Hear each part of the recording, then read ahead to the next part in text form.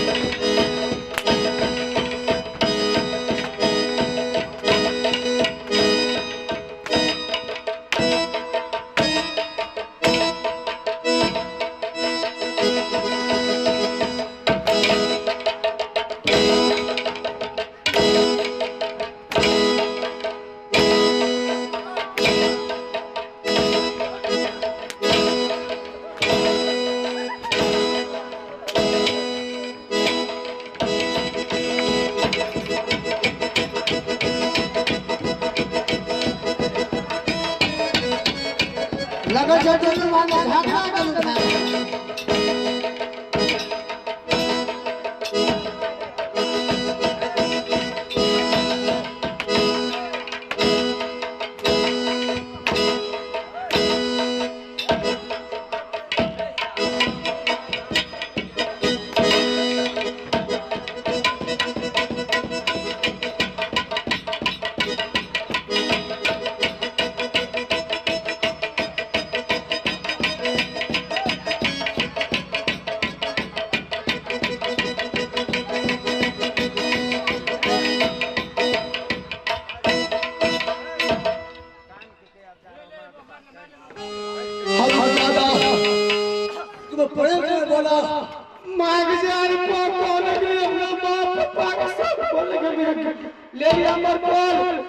तेरे छोरों ने नहीं।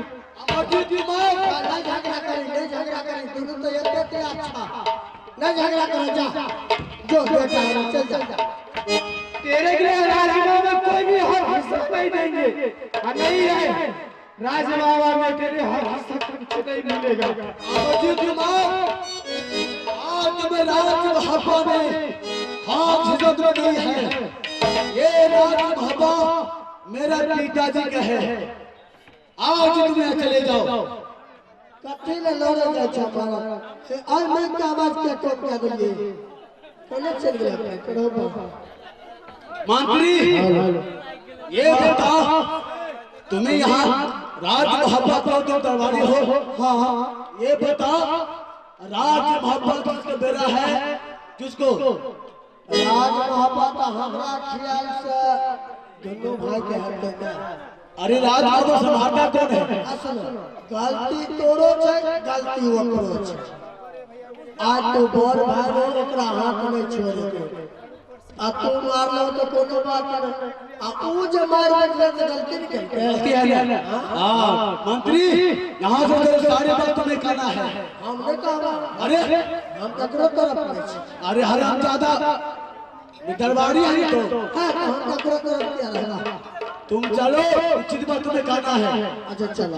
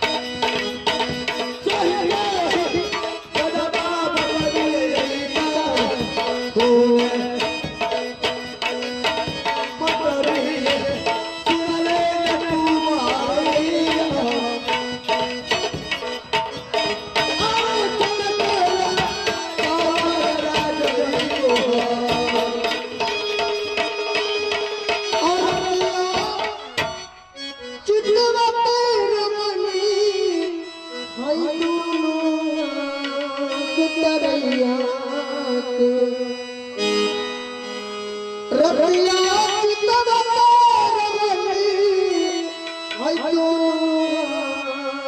टिकरिया देखली अपना सैया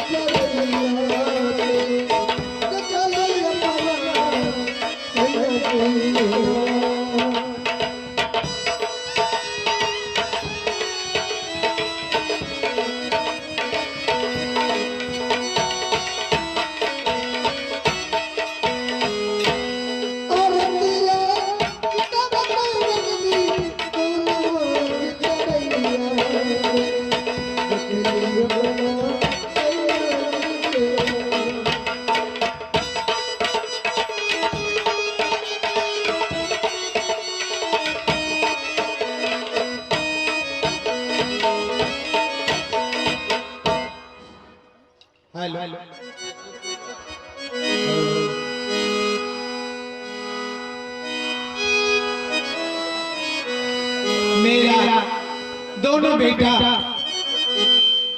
चला गया है क्रिकेट मैच खेलने। मेरा घर इतना सुनसान लगता है, मैं आराम कर रहा हूँ।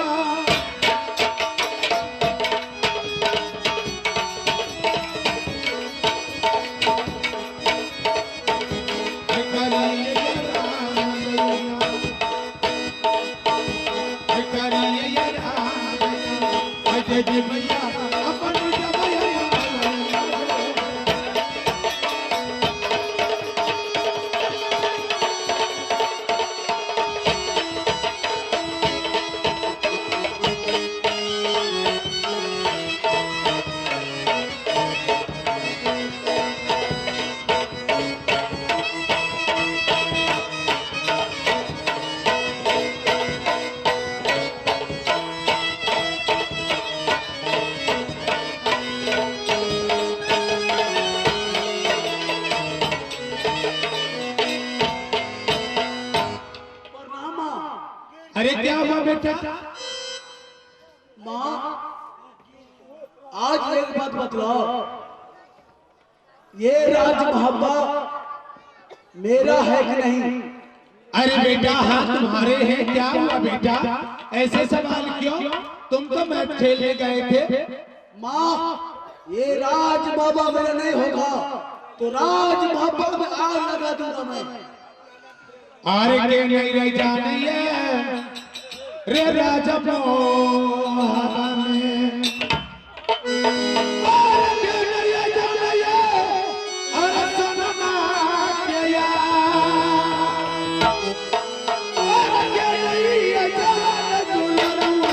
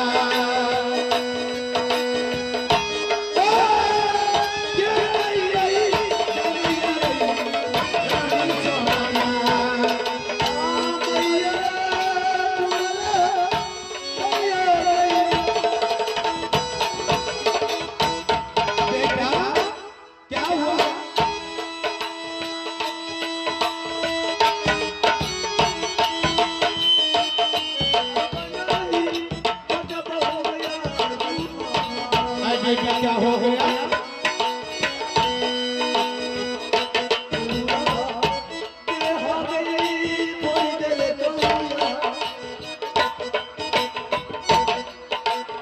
ये बेटा कौन?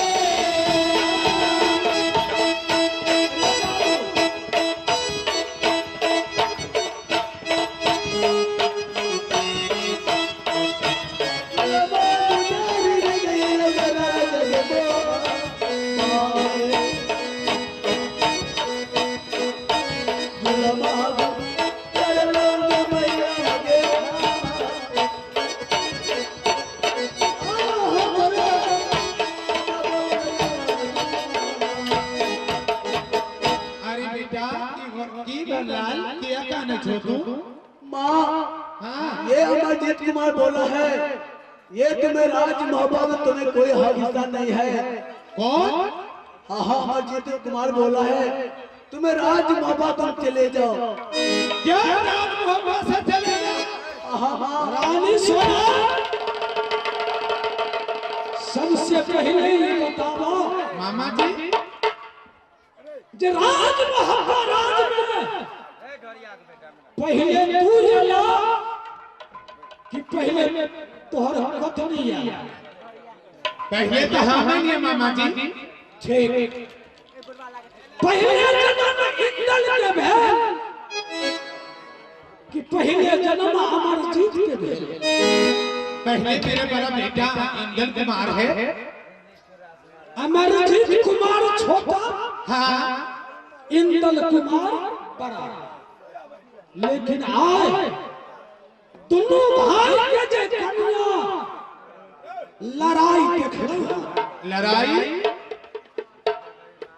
दोनों भाई गेंद खेले चलो, गेंद खेलते गेंद के सहारे से अमर फल टूट के गिर गए।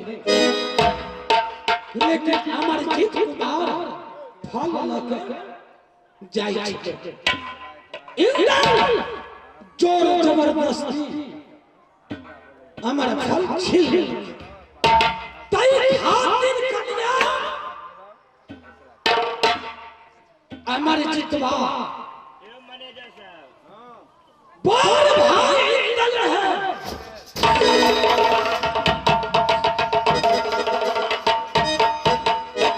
ओकरा सोचे के चाही